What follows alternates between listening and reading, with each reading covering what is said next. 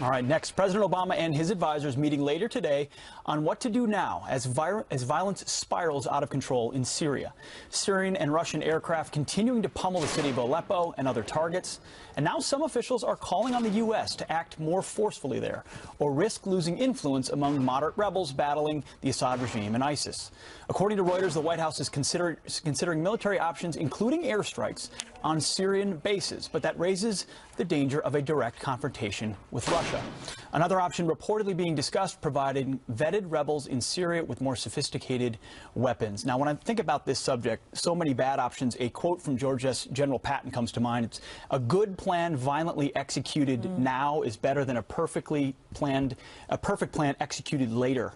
Meaning, if we had acted when we needed to act in Syria, when the opportunity was there with real rebels, even if it wasn't a perfect plan, you'd probably have a lot more options than where we are right now. Regardless, I wouldn't want to be sitting in that situation room trying to determine what our next move is. Part of the reason is we've telegraphed to them all the things that we are not willing to do to fight them. So in the time gap of an imperfect plan back then versus a perfect one now, in that gap of time has been everything that we will and will not do, giving the enemy an advantage. I would say this.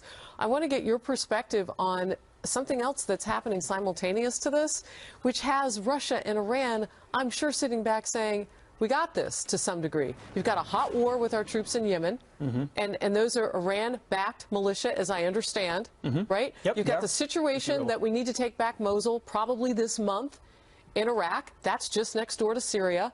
And you've got Shia on the ground, supposedly to help us do that, but they haven't promised that they won't fire at us too. And then you've got the situation in Syria, complicated by Russia. I really just want to say I think it's good to not rush to jump into these conflicts. The whole war in Iraq thing, kind of a bad idea. I don't think that's a mantra that we should always be following. Just as like the token libertarian sitting here, I just needed to interject.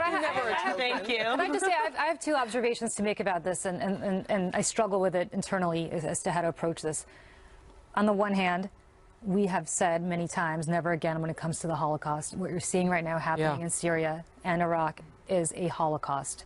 There are people who are being, it's genocided. There's no other way to describe it. And so we have talked about this never again mantra for now going on 70, 80 years.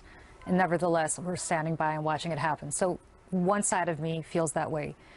The other side of me, and this is why this is such a complicated issue and doesn't lend itself to easy answers, is I'm not sure who the good guys, quote unquote, in this scenario would be. So if we were to replace the Assad regime, I don't know, even Pete, if we had gone in when the red line was allegedly put down, who those good guys would have been. Maybe there were. It's all very fair. And I'm not saying that quote isn't meant to say you rush in. It just means what Vladimir Putin did is he went in violently immediately and said, I'm going to affect this outcome. And I'm going to barrel bomb and I'm going to do what I need to do it. We've stayed on the sidelines, refused to be a part of a real or proxy fight. And as a result, we've abdicated our power. But who are we fighting for? That's the question. So lean on the news of the day, and that is that President Obama is going to be meeting with his foreign policy advisors on the options. What would you say in his last few months in office? What would you like to see? He can't salvage his legacy on this. He can't and won't. I don't think I'd like to see action necessarily from President Obama because I don't trust he'd do what we would need to do decisively to actually affect the kind of outcome we would want. So it is a humanitarian crisis, but how it ends well with a tepid Obama trying to address it, it's not clear. But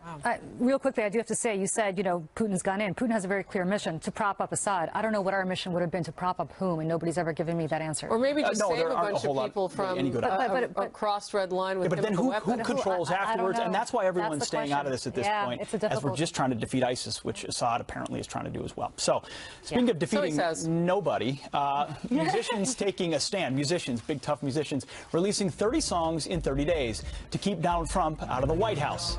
Is this another case of a little bit of celebrity bias? You reap what you sow.